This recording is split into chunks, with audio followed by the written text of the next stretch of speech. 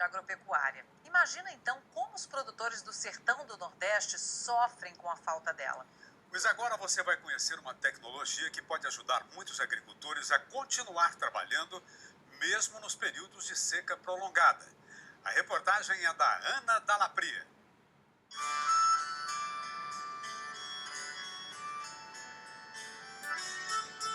Quem vive e produz no semiárido nordestino sabe que a seca faz parte do clima nesse pedaço do Brasil. Quanto tempo faz que não chove bem aqui, seu Luiz? Rapaz, isso tá de muito tempo. De 93 pra cá, nós nunca tivemos mais, só seca de vez em quando. Quando dá mais um ano que tem uma chuvinha, no outro ano, seca direto. Nos anos normais, aqui chove por apenas 3, 4 meses. Mas de tempos em tempos, a seca se prolonga. A chuva irregular faz com que a água seja um bem precioso e raro por aqui. Os agricultores sertanejos estão sempre em busca de alternativas para continuar produzindo nos períodos de seca. Mas encontrar água no subsolo nem sempre resolve o problema. Uma estimativa feita pela Embrapa mostra que há pelo menos 200 mil poços perfurados em todo o semiárido nordestino. Mas a maior parte dessa água não vem sendo usada por causa da qualidade. É uma água salobra, tem sal aqui. O agrônomo Tony Jarbas é doutor em solos e pesquisador da Embrapa Semiárido em Petrolina.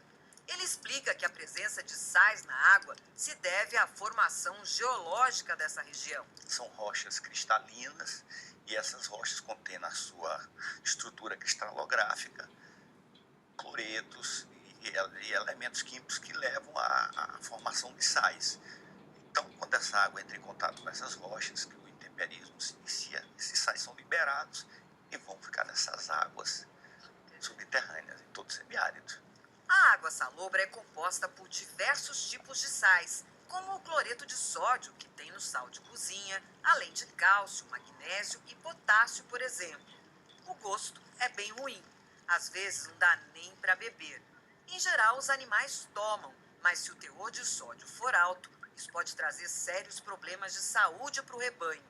E o uso dessa água na irrigação de lavouras é uma grande ameaça para o meio ambiente, como explica a Diana Signor, que também é pesquisadora da Embrapa e doutora em solos. Quando a gente tem uma água rica em sódio, por exemplo, e a gente usa essa água como fonte de irrigação, a gente está levando para o solo esse sódio. E qual é o efeito desse sódio? Ele entra no solo e começa a quebrar os agregados. Ele tem um efeito de dispersão das argilas do solo. E aí essa argila dispersa, ela migra em profundidade e acaba entupindo os poros do solo. Por isso que a gente acaba tendo um efeito de compactação. E aí, indiretamente, a gente pode ter, além desse efeito de compactação, um efeito de erosão no solo. Porque quando chove, a água não consegue infiltrar e ela acaba erodindo. Então, escorrendo pela superfície, carregando a camada superficial. É um processo de degradação e desertificação. A água não é a ideal, mas é a que tem.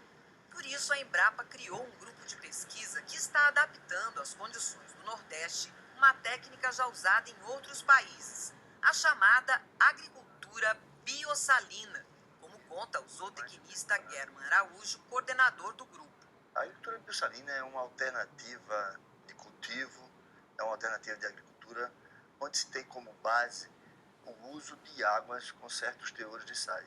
É uma agricultura que tem sido utilizada desde a década de 50, onde a disponibilidade de água doce é extremamente restrita. Então essas águas com certos teores de sais, uma vez utilizada com critérios, pode se tornar uma excelente alternativa de produção.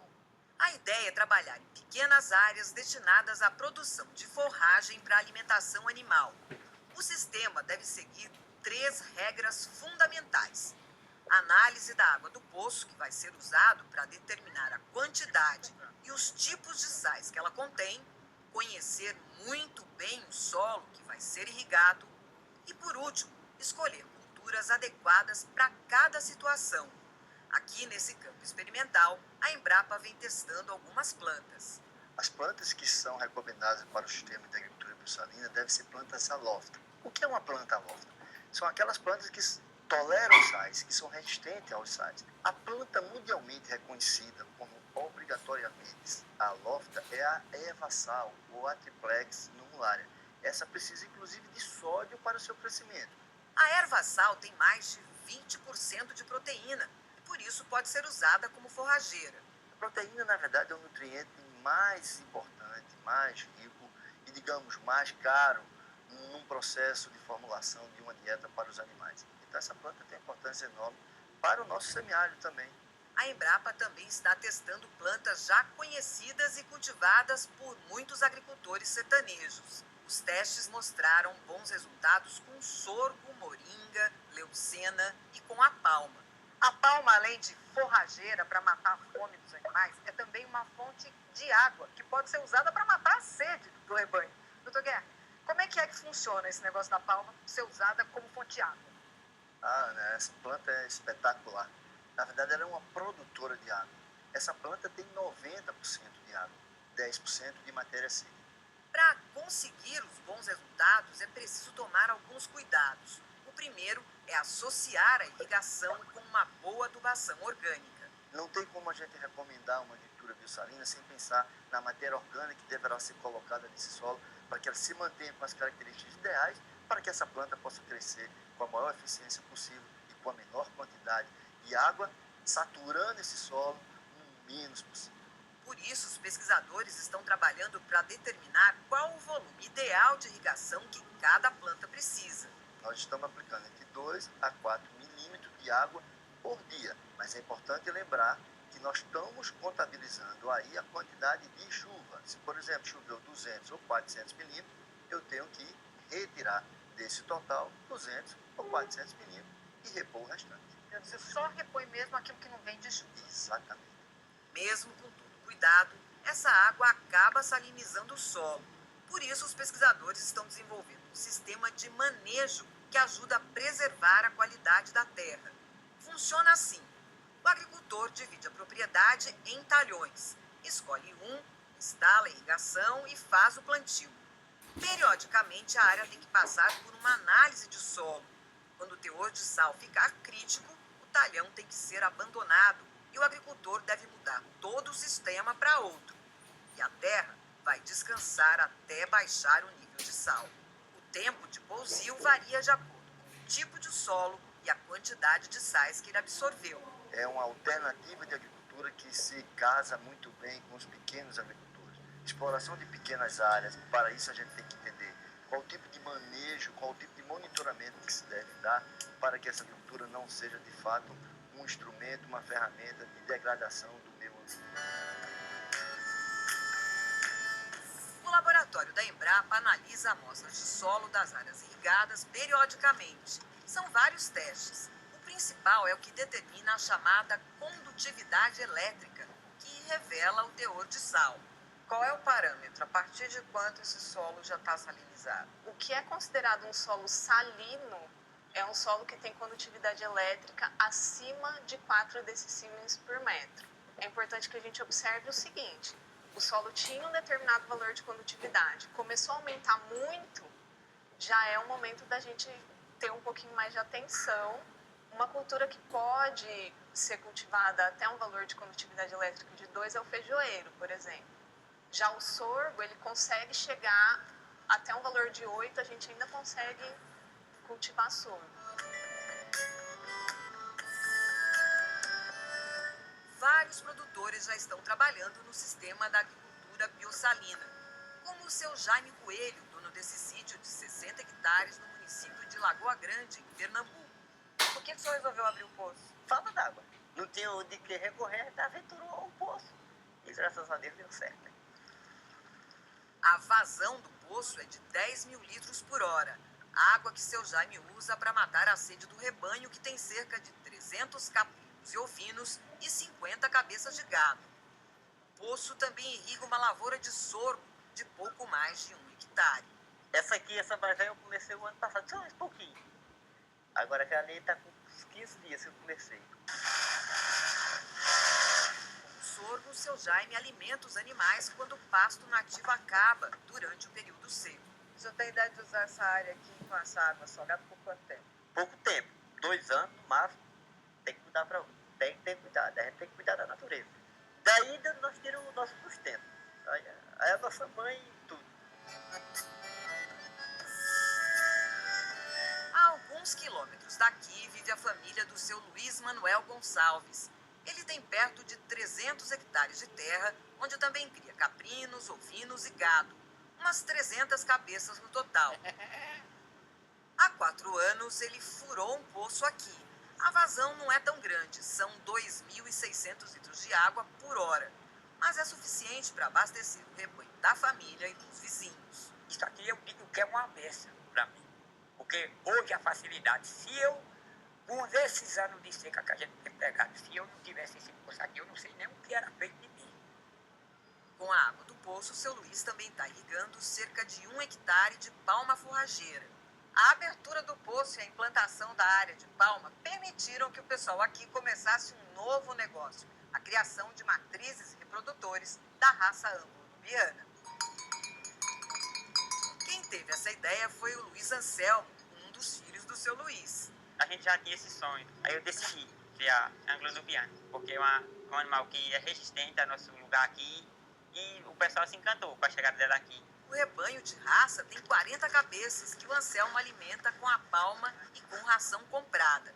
Ele ainda está aumentando o plantel, mas já vem vendendo animais em feiras da região.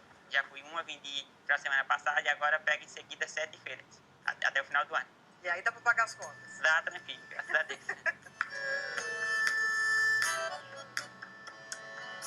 Do outro lado do município mora o Nilson dos Reis. Ele tem 32 hectares de terra dentro de um assentamento de reforma agrária. Esse é um modelo de assentamento feito pelo governo do estado de Pernambuco, onde o agricultor não ganha, ele compra a terra. Só que no financiamento a juros bem baixos e com 14 anos para pagar. Até aí, tudo bem. O problema é que nos lotes não tinha água e o pessoal aqui foi tendo que se virar para abrir poço. O do Nilson foi aberto há 2 anos. Quanto é que custou para o senhor? 10 mil. E depois o senhor gastou mais quanto para colocar irrigação? Uns 10, 12 mil para fazer o sistema, montar o sistema de irrigação. Nilson implantou aqui um sistema bem parecido com o recomendado pela Embrapa. Num talhão de 2 hectares, cultiva leucena, moringa, glicídia, sorgo e palma. A mais, está plantando um pouco de milho. Não é o ideal do ponto de vista agronômico, mas vem ajudando bem na composição da renda da propriedade. Vendo silagem. Dá para o senhor e dá para vender? Exatamente. Juntando todas as culturas, Nilson consegue uma boa produção de forragem. É em torno de 10 a 12 mil quilos de forragem. É bastante, né? Parte dessa forragem eu forneço para os meus animais, outra parte eu vendo. Para ajudar nas despesas, bom negócio. Porque o custo é o mínimo, pouco custo e dá um bom resultado. Com água, assistência técnica e um controle rigoroso de tudo o que acontece no sítio, Nilson vem conseguindo melhorar muito a renda da propriedade e a qualidade de vida da família. A minha renda antes do poço era um pouco baixa, talvez se chegasse a uns 10, 12 mil Por ano. por ano. Hoje o senhor está tirando quanto? 27 mil. O senhor está satisfeito? Muito satisfeito. Porque o poço tem me trago vários benefícios. Também tem o acompanhamento dos nossos técnicos que vem me ajudando bastante. E através de tudo isso é que a gente vem crescendo cada vez mais. Crescer, melhorar de vida, deixar para os filhos mais do que recebeu. Esse é o sonho de muita gente. E desde que seja feita com cuidado e um bom manejo, a agricultura biossalina abre essa possibilidade. Digamos que nós estimamos 200 mil poços na nossa região semiárida e que nós possamos cultivar em torno de 1 hectare por poço. Nós teríamos, obviamente, 200 mil hectares a serem explorados numa região como a nossa. Você imagine a distribuição desses poços, a possibilidade do produtor estar explorando 1 hectare, que ele poderia produzir até 15 mil quilos de matéria seca. Isso seria possível também suplementar até 40 pequenos ruminantes por hectare ano. Então, a possibilidade de aumentar a eficiência produtiva desses pequenos produtores seria extremamente expressiva.